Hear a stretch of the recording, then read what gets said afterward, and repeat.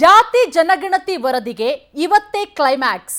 ವಿಧಾನಸೌಧಕ್ಕೆ ಜಾತಿ ಗಣತಿ ವರದಿಯನ್ನ ಅಧಿಕಾರಿಗಳು ತಂದಿದ್ದಾರೆ. ಜಾತಿ ಜನಗಣತಿ ವರದಿಗೆ ಇಂದೇ ಕ್ಲೈಮ್ಯಾಕ್ಸ್. ವಿಧಾನಸೌಧಕ್ಕೆ ಜಾತಿ ಗಣತಿ ವರದಿ ತಂದಿರೋದು ಅಧಿಕಾರಿಗಳು. ರಾಜ್ಯ ಸಚಿವ ಸಂಪುಟ ಸಭೆಯಲ್ಲಿ ಜಾತಿ ಗಣತಿ ಬಗ್ಗೆ ಚರ್ಚೆಯಾಗುತ್ತೆ. ವಿಧಾನಸೌಧಕ್ಕೆ ಜಾತಿ ಗಣತಿ ವರದಿಯನ್ನ ತಂದಿದ್ದಾರೆ ಅಧಿಕಾರಿಗಳು.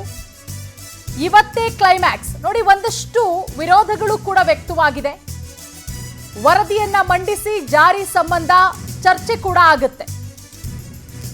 ಜಾರಿ ಮಾಡೋದಕ್ಕೆ ಸಿಎಂ ಸಿದ್ದರಾಮಯ್ಯ ಅವರು ನಿರ್ಧಾರವನ್ನ ಮಾಡಿಕೊಂಡಿದ್ದಾರೆ. ಇದರಲ್ಲಿ ಒಂದಷ್ಟು ರಾಜಕೀಯ ಲೆಕ್ಕಾಚಾರಗಳು ಕೂಡ ಕಾಣಿಸ್ತಾ ಇದೆ. ಯಾಕಂದ್ರೆ ಕಾಂಗ್ರೆಸ್ ಸರ್ಕಾರ ಅಧಿಕಾರಕ್ಕೆ ಬಂದಾಗಿನಿಂದ ಈ ಜಾತಿ ಗಣತಿ ವರದಿ ಅನುಷ್ಠಾನ ಆಗಬೇಕು ಅಂತ ಹೇಳಿ ಒಂದಷ್ಟು ಚರ್ಚೆಗಳಾಯ್ತು. ಅದಕ್ಕೆ ಒಂದಷ್ಟು ವಿರೋಧಗಳು ಕೂಡ ವ್ಯಕ್ತವಾಗ್ತಾ ಇದೆ. ಇವತ್ತಿಗೂ ಕೂಡ ವಿರೋಧ ವ್ಯಕ್ತವಾಗಿದೆ. ಆ ಎಲ್ಲಾ ವಿರೋಧದ ನಡುವೆ ಜಾತಿ ಗಣತಿ ವರದಿಗೆ ಇವತ್ತೇ ಕ್ಲೈಮ್ಯಾಕ್ಸ್. ನೋಡಿ, ಹೊತ್ತು ತಂದಿದ್ದಾರೆ ಅಧಿಕಾರಿಗಳು. ದೊಡ್ಡ ದೊಡ್ಡ ಬಾಕ್ಸ್ಗಳಲ್ಲಿ ಹೆಗಲ ಮೇಲೆ ಹೊತ್ಕೊಂಡು ಬಂದಿದ್ದಾರೆ ವಿಧಾನಸೌಧಕ್ಕೆ. ಅದ್ರ ಒಳಗಡೆ ಎಲ್ಲ ಜಾತಿ ಗಣತಿಗೆ ಸಂಬಂಧಪಟ್ಟಂತೆ ಒಂದಷ್ಟು ಫೈಲ್ಗಳು ಕೂಡ ಇದೆ. ಇವತ್ತೇ ಕ್ಲೈಮ್ಯಾಕ್ಸ್. ಜಾತಿ ಗಣತಿಗೆ ಅಸ್ತು ಅನ್ನುವಂತಹ ಸಾಧ್ಯತೆಗಳು ಕೂಡ ಇದೆ. ಒಂದು ಕಡೆ ಸಿದ್ದರಾಮಯ್ಯ ಅವರು, ರಾಹುಲ್ ಗಾಂಧಿ ಅವರು ಇದಕ್ಕೆ ಓಕೆ ಅಂತ ಹೇಳಿದ್ದಾರೆ. ಆದರೆ ಕಾಂಗ್ರೆಸ್ನಲ್ಲೇನೆ ಒಂದಷ್ಟು ವಿರೋಧಗಳು ಕೂಡ ವ್ಯಕ್ತವಾಗ್ತಾ ಇದೆ. ಒಂದಷ್ಟು ನಾಯಕರುಗಳು ಜಾತಿ ಗಣತಿಗೆ ಸಾಕಷ್ಟು ವಿರೋಧ ವ್ಯಕ್ತಪಡಿಸ್ತಾ ಇರೋದ್ರಿಂದ ಎಲ್ಲ ವಿರೋಧದ ನಡುವೆಯೂ ಕೂಡ ಇವತ್ತು ಜಾತಿ ಗಣತಿಗೆ ಅಸ್ತು ಅನ್ನುವಂತಹ ಸಾಧ್ಯತೆಗಳು ಕೂಡ ಇದೆ. ವರದಿಯನ್ನ ಮಂಡಿಸಿ ಜಾರಿ ಸಂಬಂಧ ಚರ್ಚೆ ಕೂಡ ಆಗುತ್ತೆ. ವಿರೋಧಿಗಳನ್ನ ಅಣಿಯೋದಕ್ಕೆ ಜಾತಿ ಗಣತಿ ಅಸ್ತ್ರ ಪ್ರಯೋಗ. ಕುರ್ಚಿಯನ್ನ ಭದ್ರಪಡಿಸಿಕೊಳ್ಳೋದಕ್ಕೆ ಸಿದ್ದರಾಮಯ್ಯ ಅವರು ಅಹಿಂದ ಜಪ. ವಿರೋಧದ ನಡುವೆಯೂ ಕೂಡ ವರದಿ ಜಾರಿಗೆ ಮುಂದಾಗಿದ್ದಾರೆ ಸಿದ್ದರಾಮಯ್ಯ ಅವರು. ವರದಿಯನ್ನ ಮಂಡಿಸಿ ಜಾರಿ ಮಾಡುವಂತಹ ಸಂಬಂಧ ಚರ್ಚೆಯಾಗುತ್ತೆ. ಕುರ್ಚಿ ಭದ್ರಪಡಿಸಿಕೊಳ್ಳೋದಕ್ಕೆ ಜಾತಿ ಗಣತಿ ಅಸ್ತ್ರ ಪ್ರಯೋಗ ಮಾಡ್ತಾ ಇರೋದು, ಅಹಿಂದ ಜಪ ಮಾಡ್ತಾ ಇರೋದು. ನೋಡಿ, ಜಾತಿ ಗಣತಿಗೆ ಸಾಕಷ್ಟು ವಿರೋಧ ಇದೆ.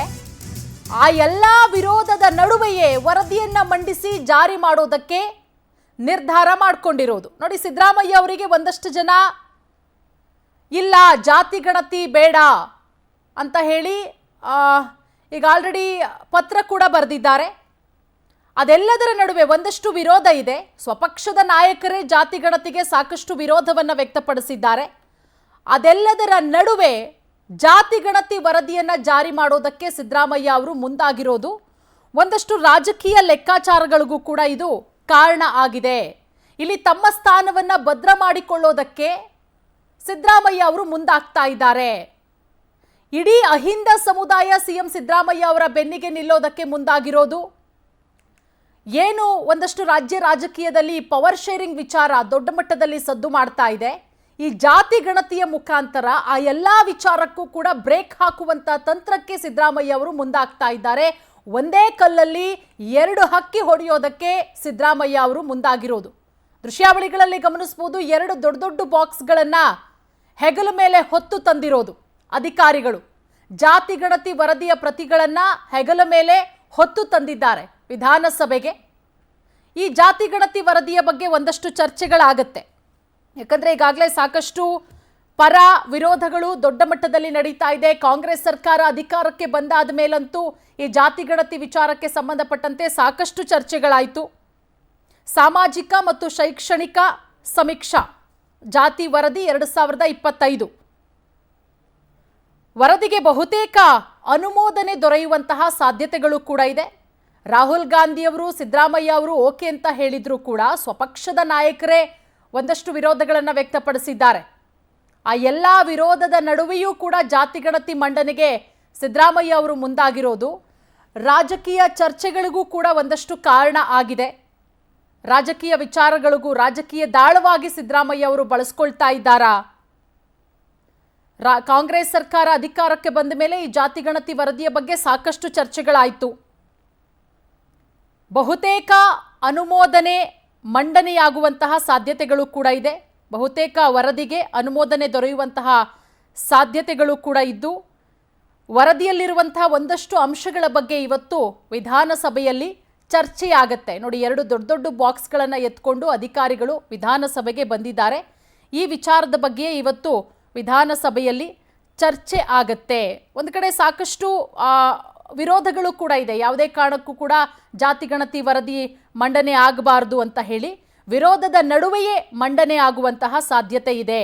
ಜಾತಿ ಆಧಾರಿತ ಜನಗಣತಿ ನಡೆಸುವಂತಹ ಸಲುವಾಗಿ ಹಿಂದಿನ ಅವಧಿ ಅಂದರೆ 2014-15ರಲ್ಲಿ ಶಾಶ್ವತ ಹಿಂದುಳಿದ ವರ್ಗಗಳ ಆಯೋಗಕ್ಕೆ ಎಚ್ ಕಾಂತರಾಜು ಅವರನ್ನು ನೇಮಕ ಮಾಡಲಾಗಿತ್ತು. 2014ರಲ್ಲಿ ಆಯೋಗ ಸತತವಾಗಿ ಜಾತಿಗಣತಿಯನ್ನು ನಡೆಸಿ ವರದಿಯನ್ನು ಸಿದ್ಧಪಡಿಸಿತ್ತು. ಆದರೆ ಸರ್ಕಾರಕ್ಕೆ ಇದುವರೆಗೂ ಕೂಡ ಸಲ್ಲಿಕೆ ಮಾಡಿರಲಿಲ್ಲ.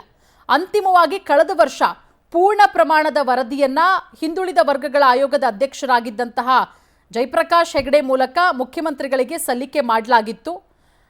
ಅದಕ್ಕೂ ಮುನ್ನ ವರದಿ ಸಲ್ಲಿಕೆ ವಿಚಾರ ಪ್ರಸ್ತಾಪವಾದಾಗಲೆಲ್ಲ ಲಿಂಗಾಯತ, ವೀರಶೈವ ಲಿಂಗಾಯತ ಹಾಗೆ ಒಕ್ಕಲಿಗ ಸಮುದಾಯ ಸಂಘ ಸಂಸ್ಥೆಗಳು ನಾಯಕರು ಈ ವರದಿಗೆ ಸಾಕಷ್ಟು ವಿರೋಧವನ್ನು ವ್ಯಕ್ತಪಡಿಸಿದ್ರು. ಇವತ್ತಿಗೂ ಕೂಡ ವೀರಶೈವ ಲಿಂಗಾಯತ ಹಾಗೆ ಒಕ್ಕಲಿಗ ಸಮುದಾಯ ಜಾತಿಗಣತಿ ವರದಿಗೆ ಸಾಕಷ್ಟು ವಿರೋಧಗಳನ್ನು ವ್ಯಕ್ತಪಡಿಸ್ತಾನೆ ಇದ್ದಾರೆ. ಕಾರಣ ವರದಿ ವೈಜ್ಞಾನಿಕವಾಗಿಲ್ಲ, ಅದು ಅವೈಜ್ಞಾನಿಕವಾಗಿದೆ, ಸರಿಯಾಗಿ ಜಾತಿಗಣತಿಯನ್ನ ಮಾಡಿಲ್ಲ, ಮನೆ ಮನೆಗೆ ಹೋಗಿ ಸರಿಯಾಗಿ ಸಮೀಕ್ಷೆಯನ್ನ ನಡೆಸಿಲ್ಲ, ಬೇಕಾದಂಗೆ ಅವರು ಮಾಡಿಕೊಂಡಿದ್ದಾರೆ ಅನ್ನುವಂತಹ ಒಂದಷ್ಟು ಆರೋಪಗಳನ್ನು ಕೂಡ ಮಾಡಿ ಇದಕ್ಕೆ ಯಾವುದೇ ಕಾರಣಕ್ಕೂ ಕೂಡ ಜಾತಿಗಣತಿ ವರದಿ ಮಂಡನೆ ಆಗಬಾರ್ದು, ನಮ್ಮ ಬೆಂಬಲ ಇಲ್ಲ ಅನ್ನೋ ರೀತಿಯಲ್ಲಿ ಅವತ್ತಿಂದ ಇವತ್ತಿಗೂ ಕೂಡ ವಿರೋಧವನ್ನು ವ್ಯಕ್ತಪಡಿಸ್ಕೊಂಡು ಬರ್ತಾ ಇರೋದು. ವರದಿಯಲ್ಲಿ ಆಯೋಗದ ಅಧ್ಯಕ್ಷರು ಸದಸ್ಯರ ಸಹಿ ಇಲ್ಲ ಎಂಬೆಲ್ಲ ಒಂದಷ್ಟು ಆರೋಪಗಳನ್ನು ಮಾಡ್ತಾ ಬರ್ತಾ ಇದೆ. ಅದರಲ್ಲೂ ಕೂಡ ಕಾಂಗ್ರೆಸ್ನ ಕೆಲ ಸಚಿವರು ಶಾಸಕರೇನೆ ವರದಿ ಅನುಷ್ಠಾನಕ್ಕೆ ಬಹಿರಂಗವಾಗಿಯೇ ಆಕ್ಷೇಪವನ್ನು ವ್ಯಕ್ತಪಡಿಸಿದ್ರು. ಆ ಎಲ್ಲ ಆಕ್ಷೇಪದ ನಡುವೆಯೇ ವರದಿ ಅನುಷ್ಠಾನಕ್ಕೆ ಸಿದ್ದರಾಮಯ್ಯ ಅವರು ಮುಂದಾಗಿರೋದು. ಈ ಬಗ್ಗೆ ಮತ್ತಷ್ಟು ಮಾಹಿತಿ ಕೊಡ್ತಾರೆ ನಮ್ಮ ಪ್ರತಿನಿಧಿ ಆನಂದ್. ಈಗ ನಮ್ಮ ಜೊತೆಗೆ ನೇರ ಸಂಪರ್ಕಕ್ಕೆ ಜಾಯ್ನ್ ಆಗಿದ್ದಾರೆ. ಆನಂದ್, ಎಲ್ಲ ಒಂದು ರೀತಿಯಲ್ಲಿ ಸ್ವಪಕ್ಷದ ನಾಯಕರೇ ಜಾತಿಗಣತಿ ವರದಿ ಯಾವುದೇ ಕಾರಣಕ್ಕೂ ಕೂಡ ಅನುಷ್ಠಾನ ಆಗಬಾರದು ಅಂತ ಹೇಳಿ ಸಾಕಷ್ಟು ವರ್ಷಗಳಿಂದ ವಿರೋಧಗಳು ಕೇಳಿಬರ್ತಾ ಇದೆ. ಆ ಎಲ್ಲ ವಿರೋಧದ ನಡುವೆಯೇ ಸಿದ್ದರಾಮಯ್ಯ ಅವರು ವರದಿಯನ್ನ ಮಂಡನೆ ಮಾಡೋದಕ್ಕೆ ಈಗ ರೆಡಿ ಆಗಿದ್ದಾರೆ. ಈಗ ದೊಡ್ಡ ದೊಡ್ಡ ಬಾಕ್ಸ್ಗಳಲ್ಲಿ ವಿಧಾನಸಭೆ ಒಳಗಡೆ ಬಂದಾಗಿದೆ. ಏನಾಗಬಹುದು ಅಂತ ಹೇಳಿ, ಯಾವ ರೀತಿ ಚರ್ಚೆ ಆಗುತ್ತೆ, ಈ ವರದಿಗೆ ಅಸ್ತು ಅನ್ನುವಂತಹ ಸಾಧ್ಯತೆ ಇದೆಯಾ ಸಭೆಯಲ್ಲಿ, ಏನು ಅಂತ ಹೇಳಿ ಆನಂದ್. ಪೂರ್ಣಿಮಾ, ಪ್ರಮುಖವಾಗಿ ಬಹಳಷ್ಟು ರಾಜಕೀಯ ಲೆಕ್ಕಾಚಾರ ಇಟ್ಕೊಂಡೆ ಸಿಎಂ ಸಿದ್ದರಾಮಯ್ಯನವರು ಜಾತಿ ಗಣತಿ ವರದಿಯನ್ನ ಜಾರಿ ಮಾಡೋದಕ್ಕೆ ಮುಂದಾಗಿರ್ತಕ್ಕಂಥದ್ದು. ಈಗಾಗಲೇ ಲಿಂಗಾಯತ ಒಕ್ಕಲಿಗ ನಾಯಕರು ಬಹಳಷ್ಟು ಪ್ರಬಲವಾಗಿ ವಿರೋಧವನ್ನ ಮಾಡ್ತಾ ಇದ್ದಾರೆ. ನಮ್ಮ ಸಮುದಾಯಗಳ ಉಪಜಾತಿಗಳನ್ನ ಈ ಒಂದು ವರದಿಯಲ್ಲಿ ಸೇರಿಸಿಲ್ಲ, ಅವೈಜ್ಞಾನಿಕವಾಗಿ ಈ ಒಂದು ವರದಿಯನ್ನ ತಯಾರು ಮಾಡಲಾಗಿದೆ ಅನ್ನೊಂದು ಅಪಸ್ವರವನ್ನ ಮೊದಲಿಂದಲೂ ಕೂಡ ಇತ್ತಿದ್ರು. ಇದೇ ಒಂದು ಅಭಿಪ್ರಾಯವನ್ನ ಇವತ್ತಿನ ಕ್ಯಾಬಿನೆಟ್ ಸಭೆಯಲ್ಲೂ ಕೂಡ ಮಂಡನೆ ಮಾಡೋದಕ್ಕೆ ಲಿಂಗಾಯತ ಒಕ್ಕಲಿಗ ನಾಯಕರು ಮುಂದಾಗಿದ್ದಾರೆ. ಆದ್ರೆ ಈ ಕಡೆ ಅಹಿಂದ ನಾಯಕರು ಸಚಿವರೇನಿದ್ದಾರೆ ಇವರು ಯಥಾವತ್ ವರದಿ ಜಾರಿ ಆಗಲೇಬೇಕು ಅಂತ ಪಟ್ಟಿಡಿದ್ದಾರೆ. ಯಾಕೆಂತಂದ್ರೆ 10 ವರ್ಷಗಳ ಹಿಂದೆ ಸುಮಾರು 169 ಕೋಟಿ ಖರ್ಚು ಮಾಡಿ ಈ ಒಂದು ವರದಿಯನ್ನ ತಯಾರು ಮಾಡಲಾಗಿದೆ. ಜೊತೆಗೆ ಎಲ್ಲವೂ ಕೂಡ ಪಾರದರ್ಶಕವಾಗಿ ಸಮೀಕ್ಷೆಯನ್ನ ಮಾಡಿ ಈ ಒಂದು ವರದಿ ತಯಾರಾಗಿರ್ತಕ್ಕಂಥದ್ದು. ಹೀಗಾಗಿ ಈ ವರದಿಯನ್ನ ಯಾವುದೇ ಕಾರಣಕ್ಕೂ ನಿಲ್ಲಿಸಬಾರದು. ಜೊತೆಗೆ ಅಹಿಂದ ಸಮುದಾಯಗಳು ಸೇರಿದಂತೆ SC ST ಜನಾಂಗಗಳಿಗೂ ಕೂಡ ಅವರಿಗೆ ಎಲ್ಲಾ ರೀತಿಯ ಒಂದು ಸಮಸ್ಯೆಗಳು ಬಗೆಹರಿಸಬೇಕಾಗಿರ್ಬೋದು, ಅಥವಾ ಮೀಸಲಾತಿ ಪ್ರಮಾಣ ಆಗಿರ್ಬೋದು, ಅಥವಾ ರಾಜಕೀಯ ಪ್ರಾತಿನಿಧ್ಯ, ಶೈಕ್ಷಣಿಕ, ಸಾಮಾಜಿಕ ಪ್ರಾತಿನಿಧ್ಯ, ಇದೆಲ್ಲವೂ ಕೂಡ ಸಮರ್ಪಕವಾಗಿ ಸಿಗಬೇಕಾದ್ರೆ ಈ ಒಂದು ವರದಿ ಜಾರಿ ಆಗಬೇಕು ಅನ್ನೋದು ಒತ್ತಾಯವನ್ನ ಮಾಡ್ತಾ ಇದ್ದಾರೆ. ಮತ್ತೊಂದು ಕಡೆ ಸಿಎಂ ಸಿದ್ದರಾಮಯ್ಯನವರು ಕೂಡ ರಾಹುಲ್ ಗಾಂಧಿ ಅವರ ಬೆಂಬಲ ಪಡೆದುಕೊಂಡು ಇವತ್ತು ಕ್ಯಾಬಿನೆಟ್ ಸಭೆಯಲ್ಲಿ ಈ ವಿಚಾರವನ್ನ ತೆಗೆದುಕೊಂಡು ಬಂದಿರತಕ್ಕಂಥದ್ದು. ಹಾಗಾಗಿ ಬಹಳಷ್ಟು ಒಂದು ತೀವ್ರ ಕುತೂಹಲ ಪಡೆದಿದೆ. ಒಂದು ಕಡೆ ಪರ, ಮತ್ತೊಂದು ಕಡೆ ವಿರೋಧ. ಹೀಗಾಗಿ ಸಿಎಂ ಸಿದ್ದರಾಮಯ್ಯನವರ ತೀರ್ಮಾನ ಏನಿರುತ್ತೆ ಅನ್ನೋದನ್ನು ಕೂಡ ಕಾದು ನೋಡಬೇಕಾಗುತ್ತೆ. ಇದೇ ಅಲ್ಲದೆ ನಮಗಿರ್ತಕ್ಕಂಥ ಒಂದು ಮಾಹಿತಿ ಪ್ರಕಾರ ಸಿಎಂ ಸಿದ್ದರಾಮಯ್ಯನವರು ಕೂಡ ಈ ವರದಿ ಜಾರಿ ಮಾಡಬೇಕು ಅಂತ ಬಹಳಷ್ಟು ಒಂದು ಒಲವನ್ನ ತೋರಿದ್ದಾರೆ. ಯಾಕೆಂತಂದ್ರೆ ಈ ಒಂದು ವರದಿ ಜಾರಿ ಆಗಿದ್ದೇ ಆದ್ರೆ ಸಿಎಂ ಸ್ಥಾನ, ಅವರ ಕುರ್ಚಿನೂ ಕೂಡ ಭದ್ರ ಆಗುತ್ತೆ. ಈಗೆಲ್ಲ ಪವರ್ ಶೇರಿಂಗ್ ಅಂತ ಏನೆಲ್ಲ ಒಂದು ಚರ್ಚೆಗಳಾಗ್ತಾ ಇದೆ, ಅದಕ್ಕೂ ಕೂಡ ಬ್ರೇಕ್ ಬೀಳಬಹುದು. ಯಾಕೆಂತಂದ್ರೆ ಈ ಒಂದು ವರದಿ ಜಾರಿ ಮೂಲಕ ಇಡೀ ಅಹಿಂದ ಸಮುದಾಯವನ್ನ ತಮ್ಮತ್ತ ಸೆಳೀತಕ್ಕಂಥ ಒಂದು ಪ್ರಯತ್ನಕ್ಕೆ ಸಿಎಂ ಸಿದ್ದರಾಮಯ್ಯನವರು ಮುಂದಾಗಿದ್ದಾರೆ. ಇದೇ ಅಲ್ಲದೆ ರಾಷ್ಟ್ರ ಮಟ್ಟದಲ್ಲೂ ಕೂಡ ಒಂದು ರೀತಿ ಸಂಚಲನವನ್ನ ಉಂಟು ಮಾಡೋದಕ್ಕೂ ಕೂಡ ಸಿಎಂ ಸಿದ್ದರಾಮಯ್ಯನವರು ಮುಂದಾಗಿರ್ತಕ್ಕಂಥದ್ದು. ಒಂದು ವೇಳೆ ವರದಿ ಜಾರಿ ಆಗಿ ಸಿಎಂ ಸಿದ್ದರಾಮಯ್ಯನವರು ಏನಾದ್ರೂ ಕೆಳಗಿಳಿಸ್ತಕ್ಕಂಥ ಒಂದು ಪ್ರಯತ್ನ ಆಗಿದ್ದೇ ಆದ್ರೆ ಅದು ಕಾಂಗ್ರೆಸ್ಗೆ ಮುಜುಗರ ಆಗುತ್ತೆ. ಈ ಒಂದು ಹಿನ್ನೆಲೆಯಲ್ಲಿ ಬಹಳಷ್ಟು ಒಂದು ರಾಜಕೀಯ ಲೆಕ್ಕಾಚಾರ ಹಾಕೊಂಡು ಇವತ್ತಿನ ಕ್ಯಾಬಿನೆಟ್ ಸಭೆಯಲ್ಲಿ ಈ ಒಂದು ವಿಚಾರವನ್ನ ತೆಗೆದುಕೊಂಡು ಬಂದಿದ್ದಾರೆ. ಹಾಗಾಗಿ ಸಚಿವರ ಒಂದು ಅಭಿಪ್ರಾಯವನ್ನ ಪಡೆದು ಮುಂದೆ ಯಾವ ರೀತಿಯ ಒಂದು ತೀರ್ಮಾನವನ್ನ ಸಿಎಂ ಸಿದ್ದರಾಮಯ್ಯನವರು ತೆಗೆದುಕೊಳ್ತಾರೆ ಅನ್ನೋದನ್ನ ಕಾದ್ ನೋಡಬೇಕಾಗುತ್ತೆ. ಒಂದು ವೇಳೆ ಪ್ರಬಲವಾಗಿ ಏನಾದ್ರೂ ವಿರೋಧವಾಗಿ ವ್ಯಕ್ತವಾಗಿದ್ದೇ ಆದ್ರೆ ಅದರ ಒಂದು ಅಧ್ಯಯನಕ್ಕೆ ಒಂದು ಸಮಿತಿಯನ್ನು ಕೂಡ ರಚನೆ ಮಾಡತಕ್ಕಂತ ಸಾಧ್ಯತೆ ಇದೆ. Poornima. Okay, thank you Ananth ತಮ್ಮೆಲ್ಲ ಮಾಹಿತಿಗಾಗಿ.